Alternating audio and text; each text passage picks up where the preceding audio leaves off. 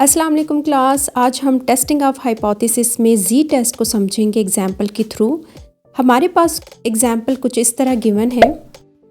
A random sample of 100 observations from a population known to be non-normal yielded the sample values mean equal to 182 and standard deviation equal to 299.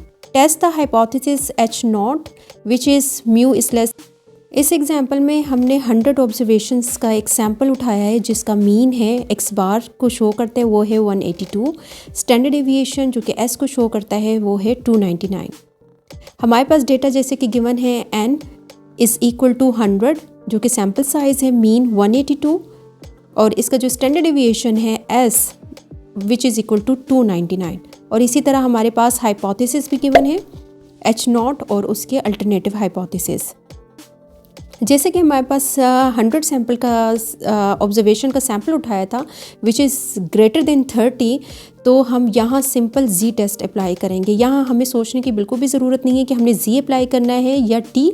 जैसे कि आपने देखा है कि greater than 30 है तो बगैर सोचे समझे आपने यहाँ जी टेस्ट अप्लाई करना है। हमने 5% सिग्निफिकेंस लेवल अल्फ़ा पर अपनी हाइपोथेसिस को टेस्ट करना है। तो चलते हैं सॉल्यूशन की तरफ। सबसे पहला स्टेप है formulation of hypothesis.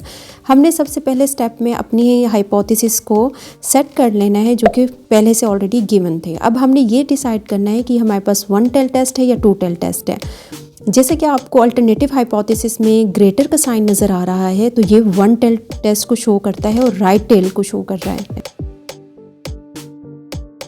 Second step है हमारा सिग्निफिकेंस लेवल।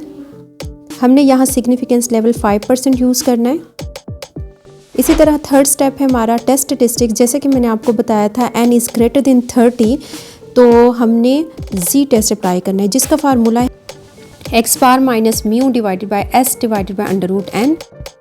फोर्थ स्टेप है हमारा कंप्यूटेशन। यहाँ हमने कैलकुलेशन करनी है। जैसे कि हमारे पास जी का फार्मूला है X bar minus mu divided by S divided by under root N. यहाँ हम वैल्यूज पुट कर रहे हैं। एक्स बार की वैल्यू है 182 और म्यू की वैल्यू है 180 डिवाइडेड बाय स्टैंडर्ड डेविएशन है 17.29 डिवाइडेड बाय एन जो हमारे पास है वो 100 which is equal to 2 into 10। 182 minus 180 से हमारे पास 2 आ जाता है और अंडर रूट 100 से हमारे पास 10 आता है जो कि ऊपर न्यूमरेटर में चला जाएगा divided by 17.29 which is equal to 20 divided by 17.29 जिससे हमारे पास आंसर आता है 1.16। फिफ्थ स्टेप जो कि हमारे पास क्रिटिकल रीजन है। अब हम इसके लिए क्रिटिकल रीजन डिफाइन कर लेते हैं। जैसे कि आपने H1 में साइन देखा कि ग्रेटर का साइन है तो हम इसका क्रिटिकल रीजन डिफाइन करेंगे G is greater than G alpha. हमारे पास कैलकुलेटेड वैल्यू आ चुकी है 1.16। हमारे पास टेबुलेटेड वैल्यू हम टेबल से फाइंड करेंगे।